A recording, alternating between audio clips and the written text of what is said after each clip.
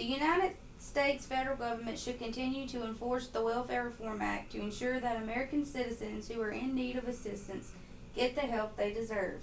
Others who are just using government aid for no reason need to get out and get jobs. Have you ever stepped back and just thought about all the people living strictly on government assistance when they could get out and get a job? The government is trying to control this issue with the laws they have listed under the Welfare Reform Act, which was the first law enforced in the year 1996.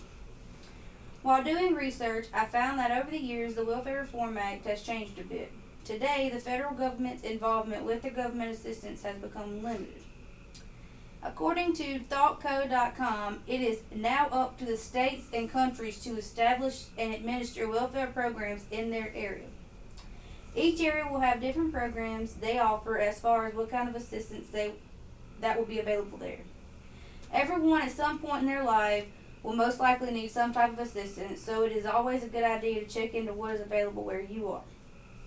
Although you may not need government assistance at this time in your life, you never know what may happen tomorrow. It may not even be you who needs the help. It could be your brother or sister, a friend, or even your parents. The individuals who are just refusing to get out and get jobs to support themselves are ruining the chances of someone in need getting the help they should be entitled to. It is up to you to support and enforce the laws set forth under the Welfare Reform Act so that people in need, such as the elderly who have done their time, can receive the help they need when it comes to time. This is why today I would like to discuss some things with you. First, I'd like to explain what welfare reform is and why it is important.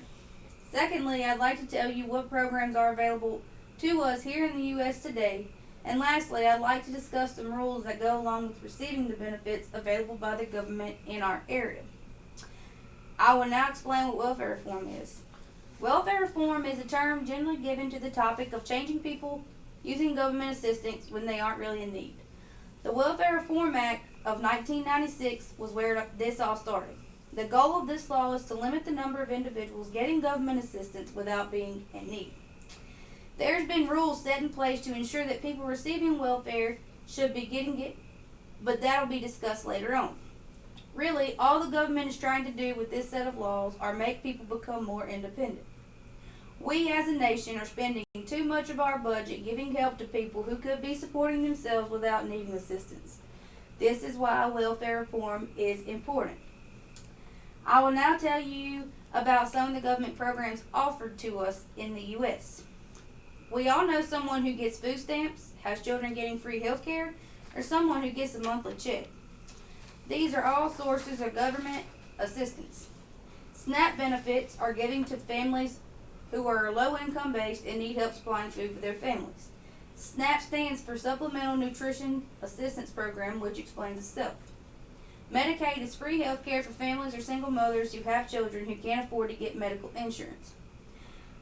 Another situation where Medicaid may be given is to a pregnant mother. Any mother who is carrying a child and can't afford to get the proper care they need will receive help. It is very important that children and pregnant mothers are taken care of properly. You know the person who gets a check every month? They may be getting an SSI check. SSI stands for Supplemental Security Income. SSA.gov/benefits/SSI states that SSI checks are given to adults who are disabled, a child who has a disability, or for any person over the age of 65 and older who may be deaf or hard of hearing. These are just a few of the programs out there to help assist someone in need. The only problem we have with these programs is people trying to use the assistance when they don't really need it. They find loopholes in the system and they receive benefits that aren't really supposed to get, and they make it hard on people who really need the help. Now, let me tell you about the rules that will help ensure that only people who need the help will get it. We have discovered what welfare reform is and some of the programs that are available to people who are in need. We can now explain the rules that an individual must follow in order to receive benefits. ThoughtCo.com tells us that there are 3 things that apply to people receiving assistance under the Welfare Reform Act, and they are as follows. Most recipients are required to find jobs within 2 to 5 years of receiving welfare payments. Most recipients are allowed to receive welfare payments for a total or no more than 5 years. and the states that are allowed to establish family caps that prevent mothers or babies born with a mother is already on welfare from receiving additional benefits. These rules were designed to try to push individuals to receive the benefits to still be out looking to find a job. The list enforces a set time that a family or individual can get the assistance, and it also allows states to set their own rules on pregnant women and what they can receive once they delivered their baby. In conclusion, I provided enough evidence about welfare reform and why it is needed to help control the number of people receiving benefits that shouldn't be receiving them. Now, I will summarize why welfare reform is really needed today. After I did my research for welfare reform, I realized that our government really does try to control who gets assistance when in need. There are many times people say, oh, someone only gets food stamps because they have a lot of kids, or oh, it's a race thing. These are all stereotypes, and these programs are being watched very closely. Yes, I'm sure there are still cases where people are receiving benefits illegally or without really being in need, but this will get stopped one day.